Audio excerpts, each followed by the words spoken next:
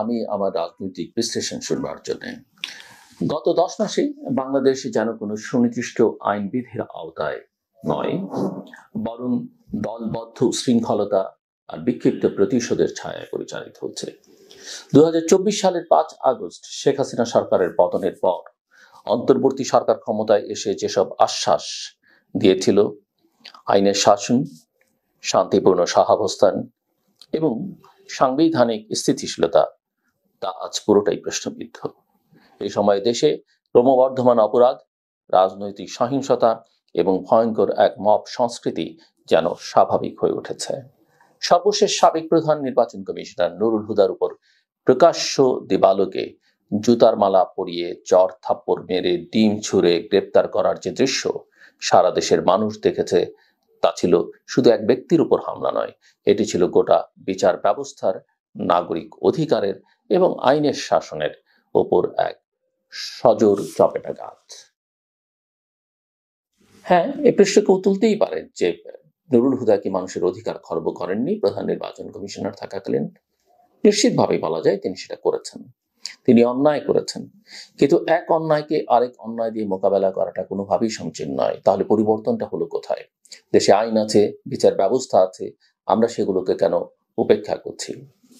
পুলিশের উপস্থিতিতে একজন সাবেক সাংবিধানিক পদধারীর গায়ে হাত তোলা, তাকে ঘেরাও করে অপমান করা, এটা যদি এখন গণতন্ত্র হয়, তবে প্রশ্ন উঠতেই পারে আমাদের গন্তব্য কোথায়? গণপিটুনি বা মব জাস্টিসে বাংলাদেশে একেবারে নতুন নয়।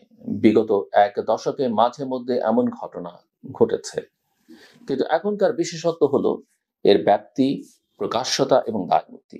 আইন ও সালিশ কেন্দ্রের হিসেব মতে গত 10 মাসেই 179 জন মানুষ মব হামলায় নিহত হয়েছেন। 2025 সালের প্রথম 6 মাসেই নিহত হয়েছে 83 জন, অর্থাৎ প্রতি মাসে গড়ে 13 থেকে 14 জন। শুধু এই পরিসংখ্যানই বলে দেয় মব এখন নিছক বিচ্ছিন্ন প্রতিক্রিয়া নয়, বরং এটি হয়ে উঠেছে রাষ্ট্রচালিত নৈরাজ্যের একটি ছায়া কাঠামো। আর মব হামলাকারীরা কারা? এরা কোনো কাল্পনিক জনতা নয়। অনেক সময় দেখা যাচ্ছে স্থানীয় রাজনৈতিক কর্মীরা, এমনকি পুলিশ ও সেনাবাহিনীর প্রাক্তন সদস্যরাও এদের মধ্যে রয়েছেন। প্রকাশ্যে কারো গায়ে হাত তোলা, ভিডিও ধারণ করে তা সামাজিক মাধ্যমে ছড়িয়ে দেয়া, তারপর কোনো গ্রেপ্তার নেই, বিচার তো দূরের কথা, এসব যেন এক ধরনের নীরব সমর্থন পাচ্ছে রাষ্ট্রযন্ত্রের কাছ থেকে। পুলিশের ভাষ্যমতে তারা চেষ্টা চরিত্র করছে, তদন্ত চলছে, কিন্তু এই তদন্তে যেন আরেকটি নতুন কৌতুক। সাবেক সিইসি নুরুল হুদার ক্ষেত্রে এটি ছিল সবচেয়ে ভয়াবহ যে তার বিরুদ্ধে মামলা করবার পর রাজনৈতিক নেতারা তাকে গ্রেপ্তারের বদলে গণপিটুনির মাধ্যমে শাস্তি দিয়ে পুলিশের হাতে তুলে দেয়। যারা এটা করেছে তারা অনেকেই ভিডিওতে নিজেদের রাজনৈতিক পরিচয় ঘোষণা করেছে। কেউ কেউ বলছে তারা স্থানীয় পর্যায়ের বিএনপি বা সহযোগী সংগঠনের কর্মী, অথচ দলের কেন্দ্রীয় নেতারা বলছেন এটা বিচ্ছিন্ন ঘটনা, আমরা দলীয়ভাবে জড়িত নেই। এই না থাকার সংস্কৃতি আজকের সংকটের মূলে।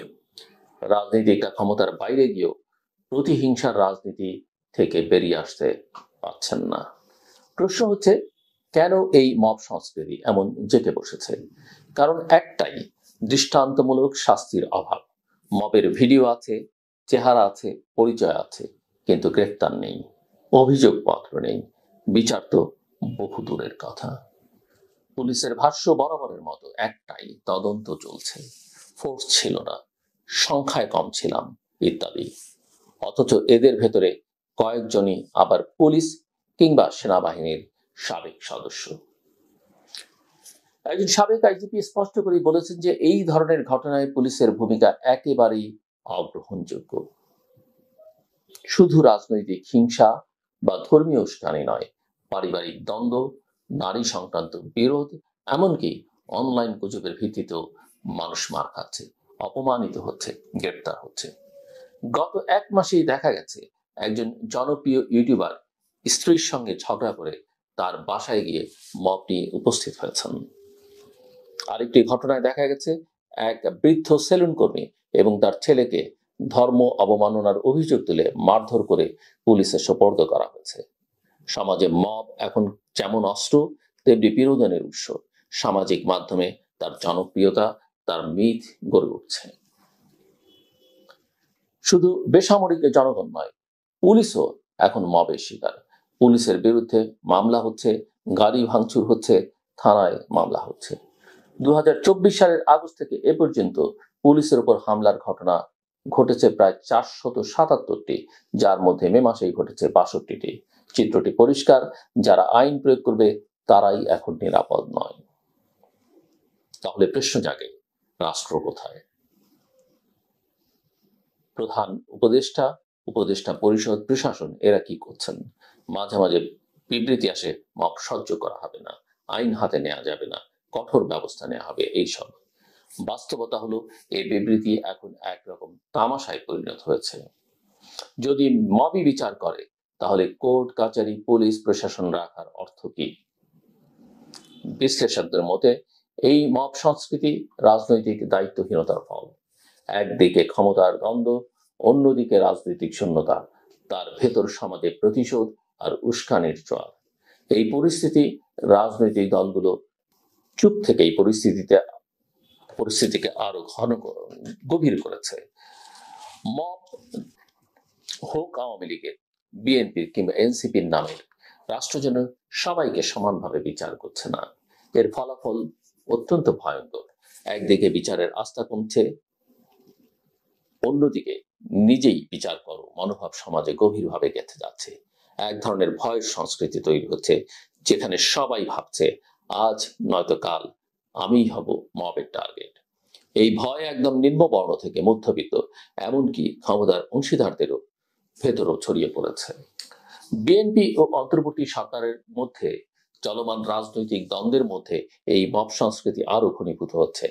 একটি পক্ষ বলছে সরকারের ব্যর্থতা, আরেক পক্ষ বলছে রাজনৈতিক প্রতিহিংসার বহিঃপ্রকাশ।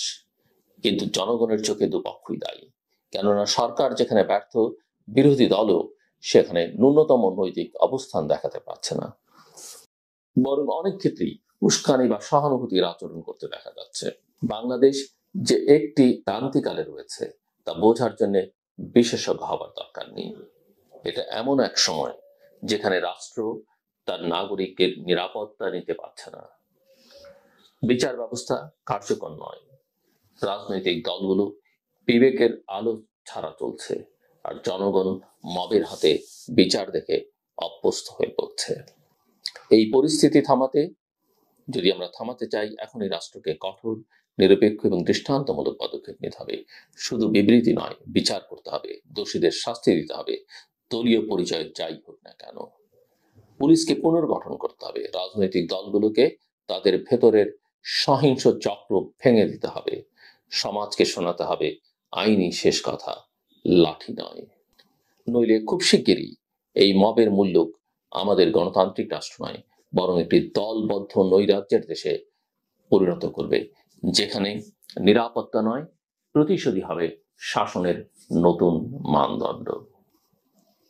শেষ করবার আগে বলি, প্রকৃতি আমাদের বন্ধু। প্রকৃতিকে ভালোবাসুন, গাছ লাগান।